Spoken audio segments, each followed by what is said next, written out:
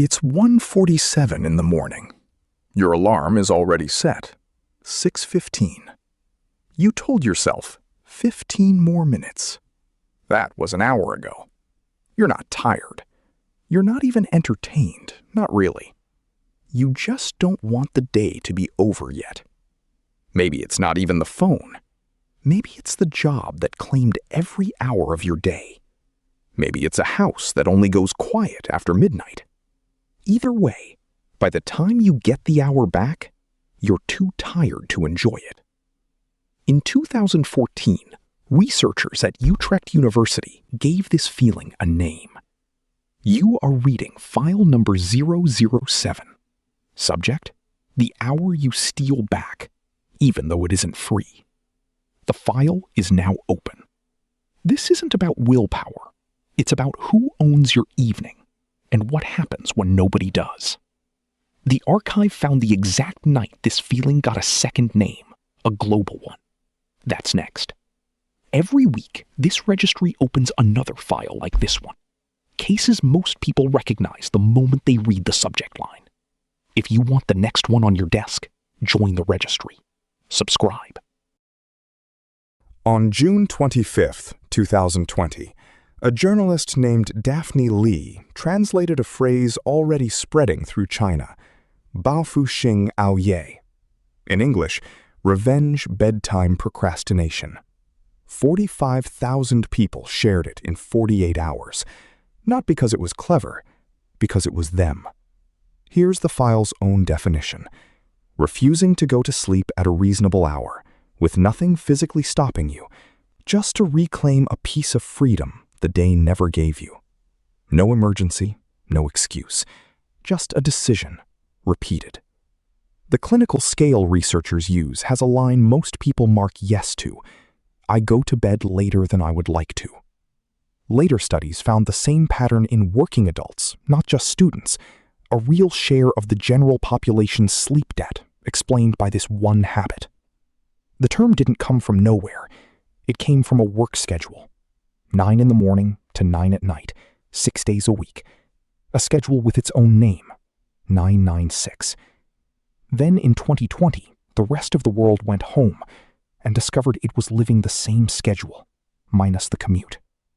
By early 2021, the phrase was trending in 6 languages at once: English, Spanish, Portuguese, French, German, Korean. Same hour, same hunger. 6 different alphabets for it. One clinical distinction, on the record: this is not insomnia. Insomnia is wanting to sleep and failing. This is choosing not to try, on purpose, every night, with your eyes wide open. And that distinction matters, because the fix is different too. Insomnia meets a doctor.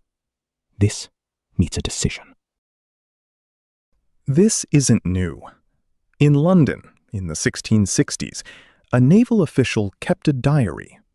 Written in a private shorthand he never expected anyone else to read, which is exactly why historians trust every uncomfortable line of it.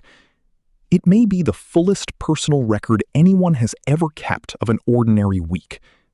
Samuel Pepys, a naval official, up early most mornings, on the record for the king's business, the navy that kept England's ships at sea. And almost every night, the same closing line: and so to bed.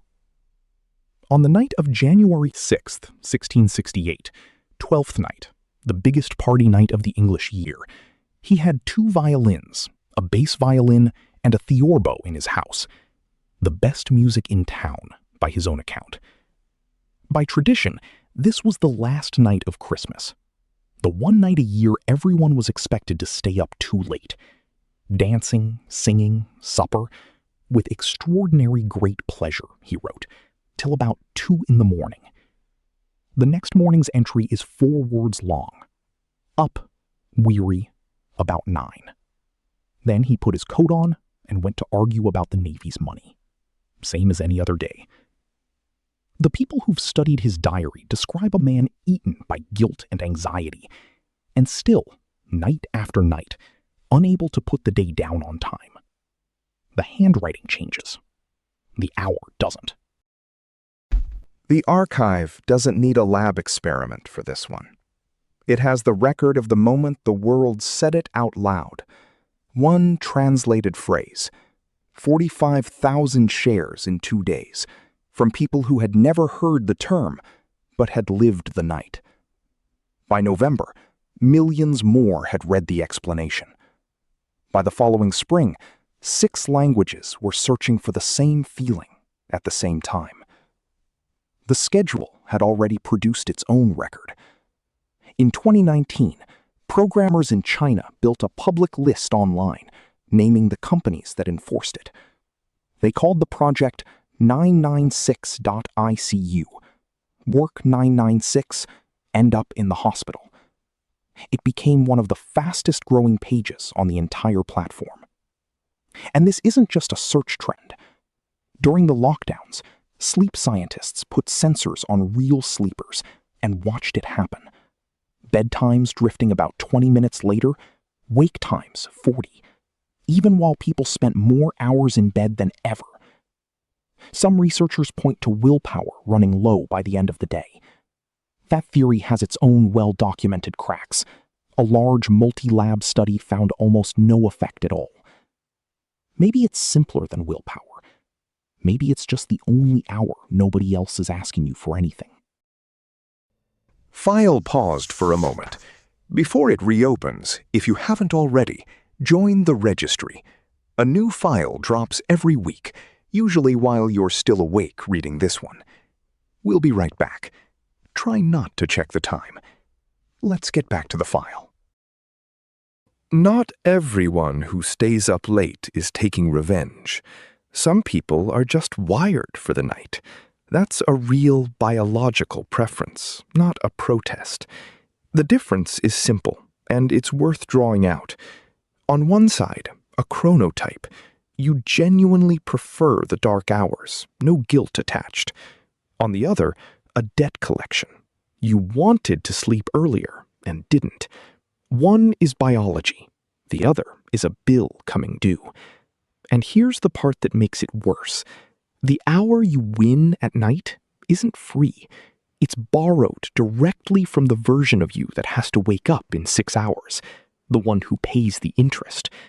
So the freedom is real, and it's also fake. Real because you genuinely chose it. Fake because you're the one who pays for it, twice. Tired tomorrow, still owed today. This isn't a discipline problem. Somewhere during the day, control was taken from you by a calendar, a job, a house full of other people's needs. Midnight is just where you went to collect it, which means the fix was never about the night. It was about the day that made the night necessary. Case closed doesn't ask you to go to bed on time. That's not the file's job. The file's job is making sure the debt gets paid, honestly, not silently, at 1 a.m. Here's the protocol, and it has 2 steps. Step 1. Collect the debt in daylight, not at midnight. Find 10 real minutes today, before you're exhausted, that belong to no one but you. Not a break between tasks, not scrolling while something else loads. 10 minutes you chose on purpose, while you still had the energy to actually enjoy them. Step 2. When the debt is actually paid, let yourself notice it. If the day gave you something real, the night doesn't have to go looking for it at 1 a.m. For the record, this file was written by someone who has, more than once, read one more page at 2 in the morning, knowing exactly what. Somewhere in this archive, another file is already open. For the record, what's the real reason you're still awake tonight? Tell the archive, not the excuse you'd give someone else. The real one. The archive keeps those on file too. This case is closed, but the archive never is.